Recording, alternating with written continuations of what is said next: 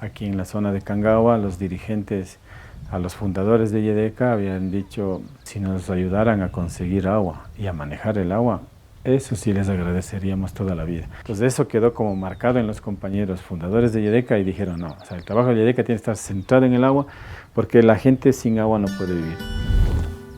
YDECA, con el apoyo financiero de Johanniter Unfall Hilfe y el Ministerio de Cooperación Económica MBZ Alemania, trabajan en la zona norandina del Ecuador desde 2010 y en el resguardo indígena del Gran Cumbal, Colombia, desde 2016. Que aquí se tomaba el agua de la lluvia. Cada beneficiario tenía que trabajar por su derecho. Entonces ya tenemos el abastecimiento ya totalmente ya para el consumo. Ahora viene clorado, ya no tenemos el problema que tuvimos antes, que había muchas enfermedades a causa de eso. Y lo que tenemos en casa. Estuvimos sufriendo, peleando de agua, había un pozocito chiquito. Mediante la construcción, ampliación o rehabilitación de sistemas de agua, se logra proteger los páramos y las fuentes de agua para el consumo humano y para el riego, preparando a la gente al cambio climático y al mejoramiento de las condiciones de vida. Las familias y comunidades cuentan con reservorios para la cosecha de agua de lluvia, sistemas de riego por aspersión y goteo que permiten la producción durante todo el año.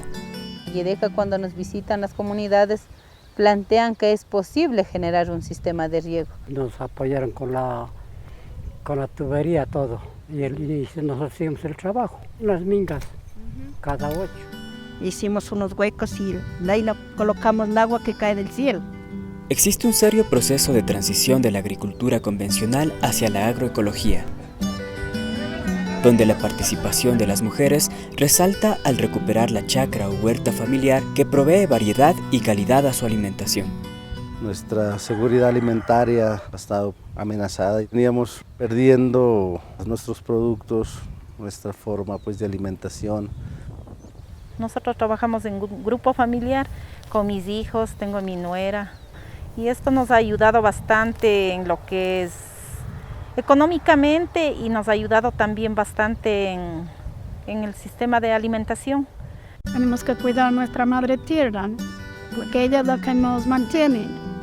Luego de un proceso de capacitación práctica y acompañamiento, usan conocimientos técnicos agrícolas como la elaboración de abonos orgánicos y bioles, manejo de semillas, manejo de suelos para mejorar su estructura y textura, uso de riego tecnificado, crianza de animales menores para la elaboración de abonos y diversificación de cultivos. Por ejemplo, es bonito ir a traer unas papas frescas, un repollo fresco, una lechuga y hacer la sopa, cocinar. Es sana la comida de aquí.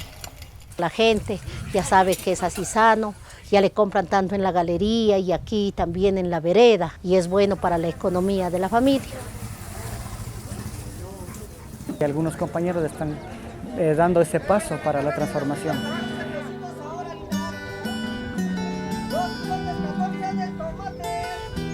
Sí se puede vivir de la agricultura.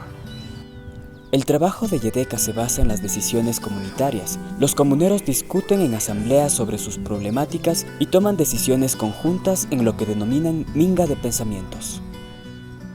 Muy gratificante que hayan hecho presencia en nuestros territorios, desarrollando importantes proyectos en el tema de territorio, en el tema de ambiente, en el tema de incidencia política dentro de nuestras comunidades indígenas y asimismo el fortalecimiento y empoderamiento de nuestras comunidades.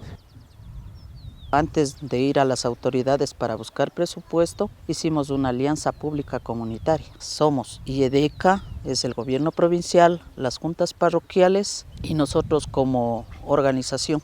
La gestión comunitaria está huérfana, es decir, está redactada la Constitución, pero no se ha desarrollado nada de política pública.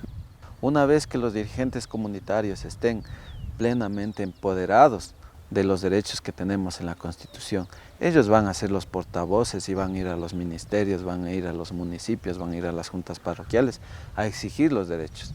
Y desde ahí la dinámica de las instituciones públicas va a ir cambiando, va a ir dinamizando. Para nuestra salud, para nuestra vida y para la vida de nuestros hijos.